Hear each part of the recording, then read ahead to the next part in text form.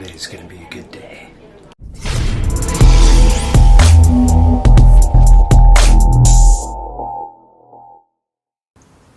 So we're here today looking at the all-new 2019 GLC63. The previous generation was a GLK. That's gone. Since 2016, Mercedes-Benz introduced the GLC. However, we didn't see the AMG, the full-blown AMG version of this car, until 2019. The GLK never really made its way into the AMG lineup, but Mercedes-Benz decided to turn up the notch and introduce the GLC63. There are two main versions of the GLC63. There's a GL63, which has 469 horsepower and 479 foot-pounds of torque, which is this edition right here. Or you could get the S model, which has 503 horsepower and 516 foot-pounds of torque. Though in many cases, really that's just no more than an engine tune. Slight tweak in the engine tuning, otherwise both vehicles are largely the same. There is one small difference. The limited slip differential in the non-S model is a mechanical limited slip, and in the S model is an electronic limited slip. At 4,500 pounds, this car is definitely no lightweight, but with all that horsepower and torque, it gets a move real quick. 0 to 60 comes in as little as 3.7 seconds, and the quarter mile blazes by in just under 12. This thing is fast.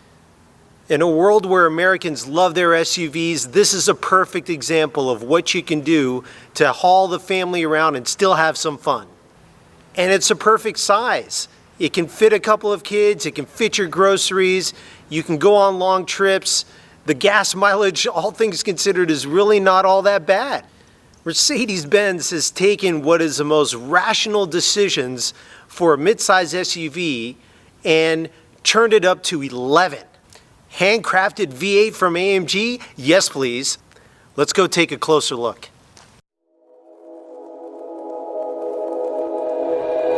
It's time to shine. Give them what you got, baby. Time to show them all you are. It's time to shine. Gotta give them what you got. Gotta show them all you are. It's time to quit while we're ahead.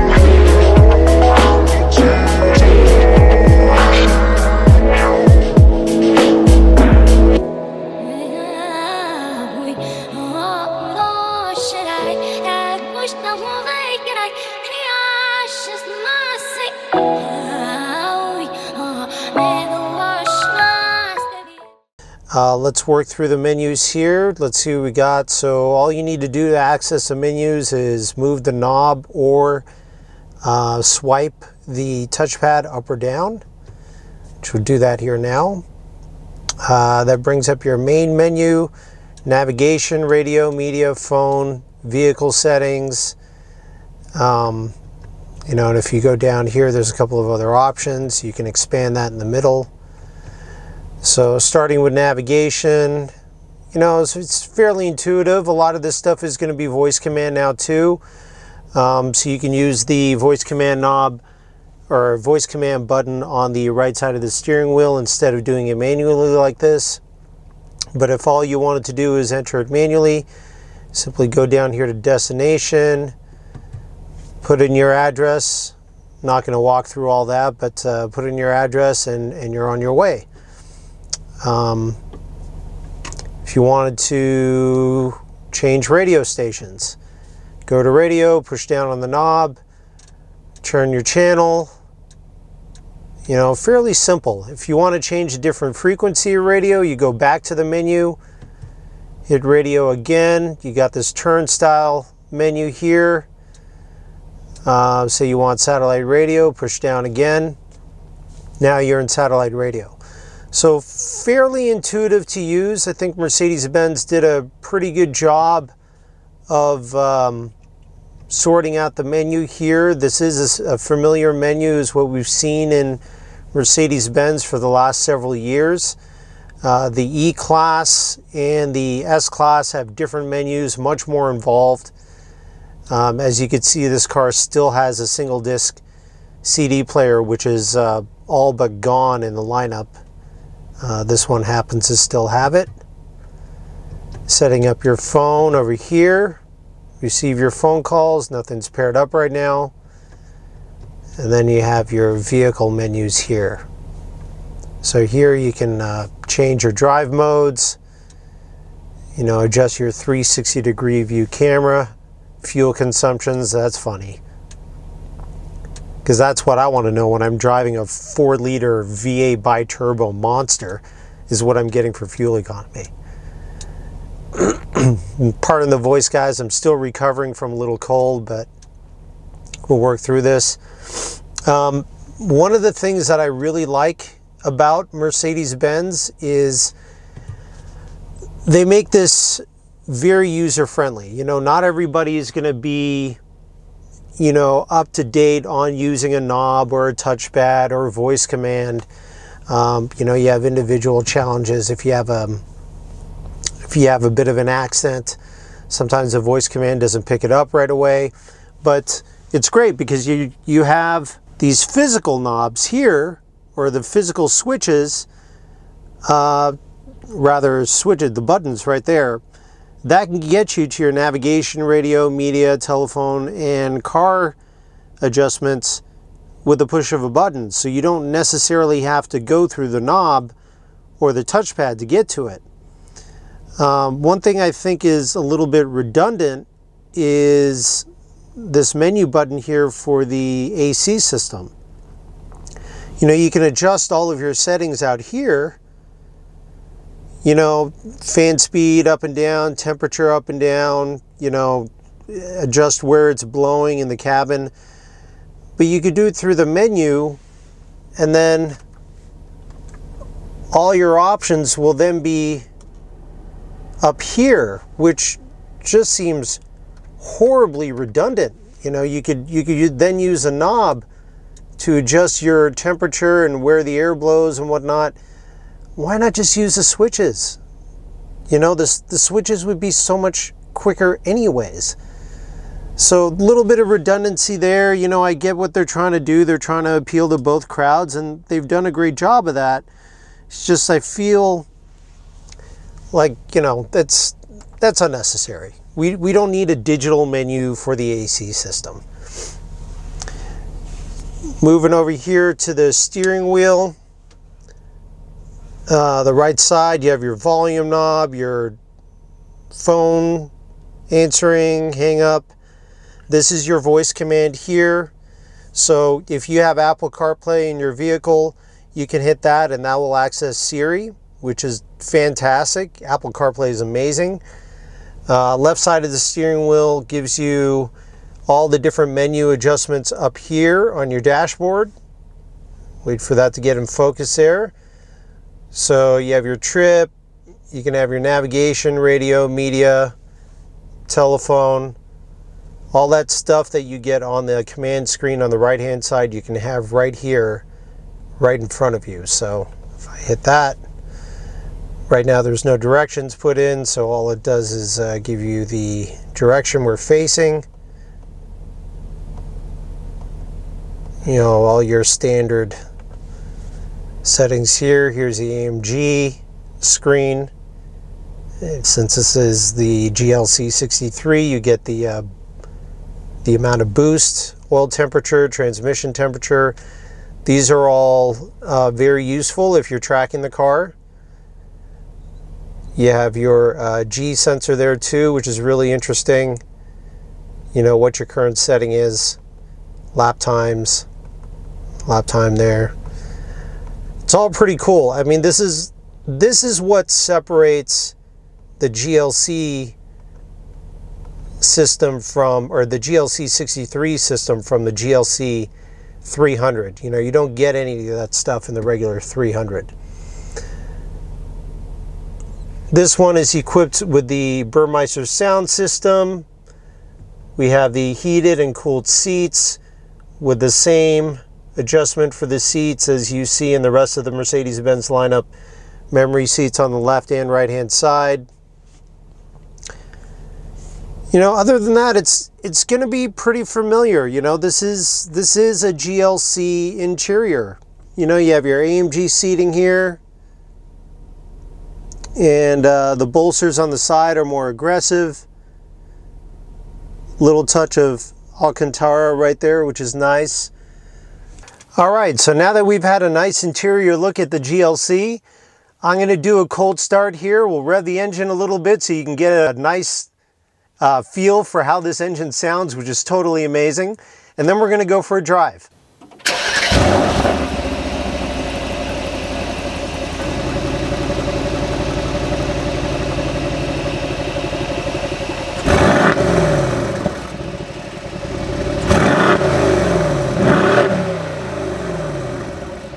So I'm going to start things off in comfort mode here just to see how the initial ride feels.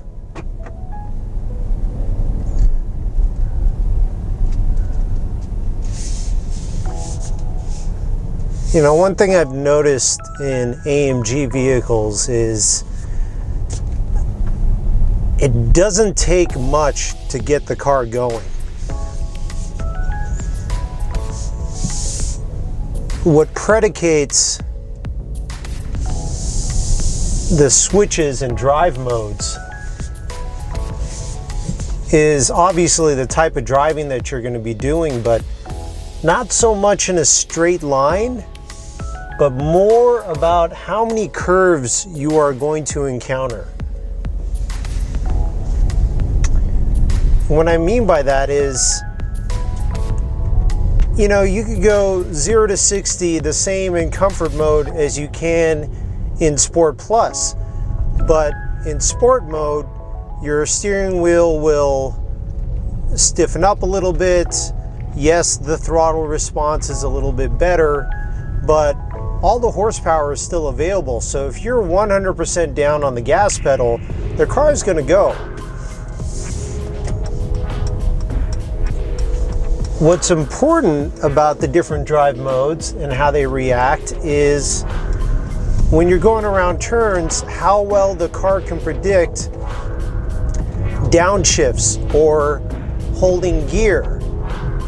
You know, holding gear through a turn, making sure you're in the thick of the power band, things of that nature. So I'm on a curvy road right now. It's a little bit wet, so I'm not going to get all too crazy, but comfort mode feels great. You know, you could definitely tell it's a little bit firmer than, of course, a regular GLC. You can certainly feel the weight in the steering wheel, the weight of the car. You know, it is a heavier vehicle, especially with that 8-cylinder. Just everything is more reinforced. You get a real sense of confidence in a vehicle that is this well tuned. So I'm going to go ahead and switch it into sport mode. And immediately the car downshifted because it, again, like I was saying, it wants to stay in that power band. And it will downshift to some degree, but certainly not with the same aggression as it would in Sport Plus, which I'll go ahead and switch to now. Immediately you heard that downshift. Now the car is alive, it's awake. Now it's trying to anticipate. Here comes a nice little turn. There's that downshift. Woo! Man, this thing grips. I can't help it. You gotta have a little fun in these cars. And you can hear that exhaust note getting more aggressive now. Holding that gear through the whole turn. It's really quite amazing. Like, I've always been a manual transmission kind of guy. And don't get me wrong, I still enjoy a really good manual transmission, but these automatic transmissions have gotten so good. Now, I've driven other cars, you know, the Porsches, the Ferraris, you know, their paddle shift systems, yeah, even to some degree BMW, is maybe a hair quicker than what we see in the AMG versions, but damn, I mean, in most cases, you're really not gonna need or want anything that shifts quicker than this. I mean, the transmission is just so well tuned. So I'm at a Sport Plus now, I'm back in Sport. Headed towards a freeway here, we'll get a sense of acceleration.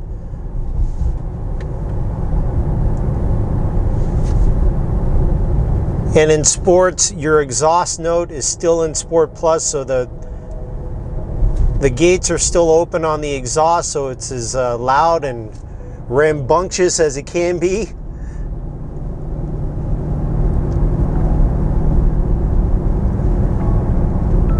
And really, even in Sport and Sport Plus, driving normally and not cornering hard doesn't feel terribly different from one another.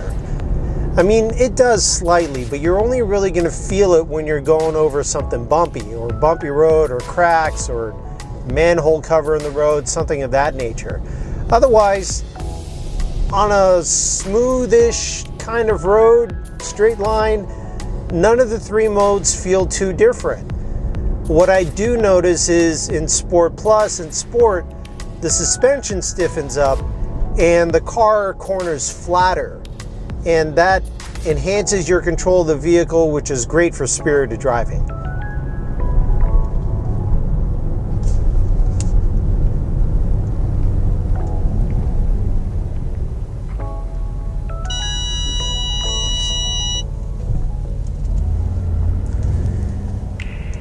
Guess I got a little too close to the car in front of me. The sensors didn't like it.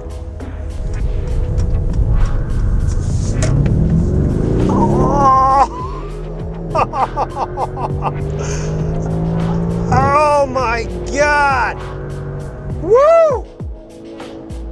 Man, that'll get you in a heap of trouble real quick. Ready and go!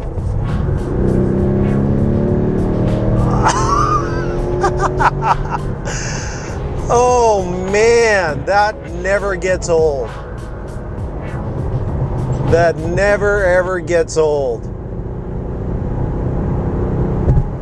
Ah, and I just love the way that motor sounds. God, I've said this before and I've said it again. Mercedes-Benz has really nailed the sound and feel of their new generation 4-liter 8-cylinder engines. Turbo or no turbo, the thing sounds great.